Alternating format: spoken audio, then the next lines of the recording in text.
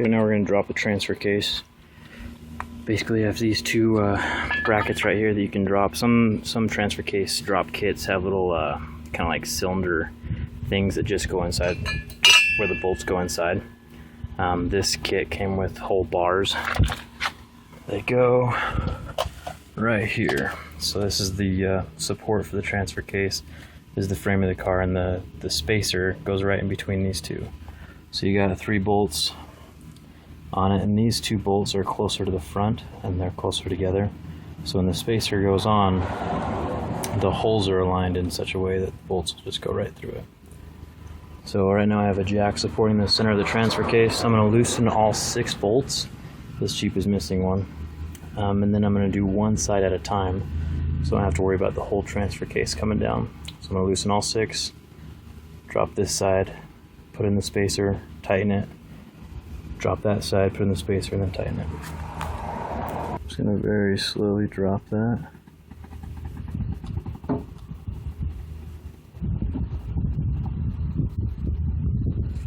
That's about as far as we need. You gotta be super careful when you do that, because you don't want the transfer case to get damaged at all. Those things are pretty expensive. Okay, so the bolts that I took out were a 19mm. You can see the difference between the old bolts and the new ones there. So when I take the bracket right here, the spacer, on the top there's large holes, on the bottom there's some smaller ones. The reason this is because usually when you drop the transfer case mount, this will shift forward a little bit, and so if you have the wider holes in the top when you stick the bolts in, the bigger space allows you to find the hole there easier. So the hole kind of encompasses that whole mount right there. So all I need to do now is just tuck this bracket into this and line it up. Okay, so before I move over to the other side, I'm going to leave this side with the spacer just unscrewed a little bit, so I have a little bit of play as I drop the other side down. Also, this kit came with little end caps, so I have to kind of just tack those in there. You can do that by hand, pretty simple. So if you are having the problem of the bolts not lining up, you see how this is kind of crooked in there. I've taken a tie down and strapped it to the end of the plate there, and then to the frame here, and I can take that tie down and ratchet it down and get this bolt to line up straight again.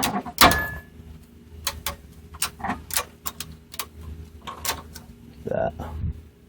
So now I'll be able to screw that in right.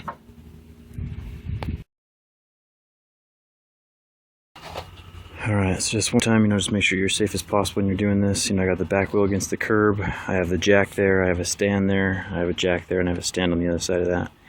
So I have 4 points of contact while the wheel is up off the ground. And then the other 3 wheels are touching the ground, so there's not a whole lot of chance of this falling over. Because if it does fall while the wheel is off, you're going to damage, everything inside of there, the caliper, the axle, and you might die. So let's try to avoid that. Alright, so today we're going to replace shocks on a 91 Jeep Wrangler. This will work for any of the YJs. So we have the wheel already taken off, the car jacked up. You can see the shocks are right there. You got the bolts on the top, bolts on the bottom. These ones are just rusted out, so we're gonna switch them. So as I'm trying to take off the top bolt, it's a 14mm, and as I spin it, you can see that the top part of the shock is spinning as well. So what I do is I just grab a pair, and this is alright because we're just going to throw away these shocks anyway. I'm just going to grab onto the bar like that with a pair of channel locks and then keep on twisting that wrench.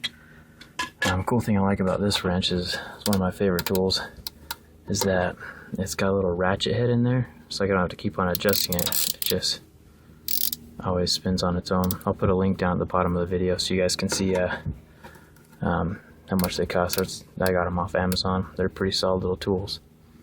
Anyway, so I'm just going to get rid of that bolt. Okay, so we got it out of the top and the bottom, and then make sure you just keep the hardware as well for the bottom. So usually shocks don't come with that. Okay, so we're removing the sway bar links. That's this guy right here that goes down right below the leaf springs. It is a 19mm on the top and the bottom. The top on the bolt back here, I already took it off, but it has a cotter pin through it. So you gotta take that cotter pin out, and it just has a little nut on it like that, and the cotter pin just goes through there. So yeah, once you get the bolts off, you just have to separate these two. I'll probably have to use a pitman arm puller to kind of like push it off. It's probably just pretty stuck on there. We'll take a hammer to it and see what happens. Alright, so thankfully we got it off with this little cat's paw type thing. Just put it right in between the little ledges, hit it with the hammer a few times, and popped it right off. So there you go. Just keep in mind there's a few different types of sleeves that come in the bags. So there's the crush sleeve is the thicker one, and the smaller sleeves go on top of the sway bar links. Well, when I say top, it's either end, they're both the same size. So I'll show you how to get this inside. Basically, I'm going to take my channel locks right here. I can grab both the sides and I can just squeeze in and pull it all the way inside of itself. So that's an easy way to do it. You can do it with a hammer. You know, there's plenty of ways to get it inside of there, but it is pretty tight. It's like you can't really do it by hand. Okay, so here's a shot of the sway bar links. Just attaches right up here at the top and the bottom. The bottom one uses the same hardware that that was on the old links, and then the top one you put the new bolt and washers through that.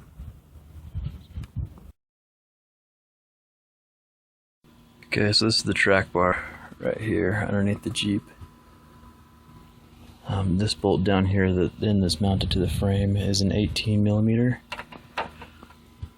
We don't need to worry about that part up there. Once you break it loose, there's a behind this 18 millimeter. There's a 21 millimeter nut that is on the back of this bolt. You can see it pretty well inside of there. So basically, I'm just going to prop that in place, and then just keep on untightening it and let the frame of the Jeep hold that in place.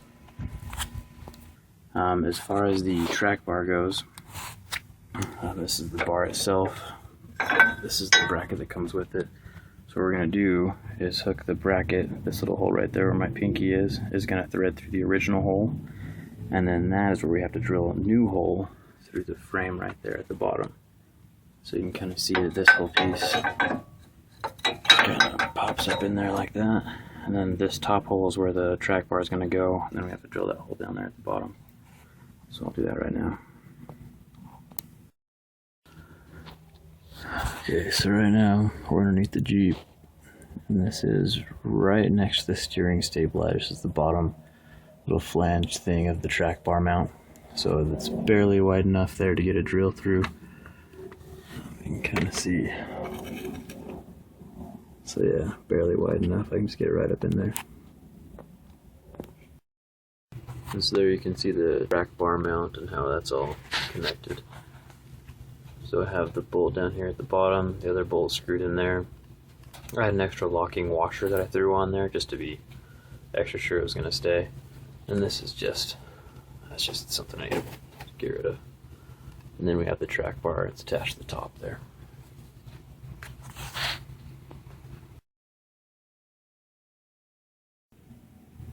Okay, so lowering the brake lines is pretty rough.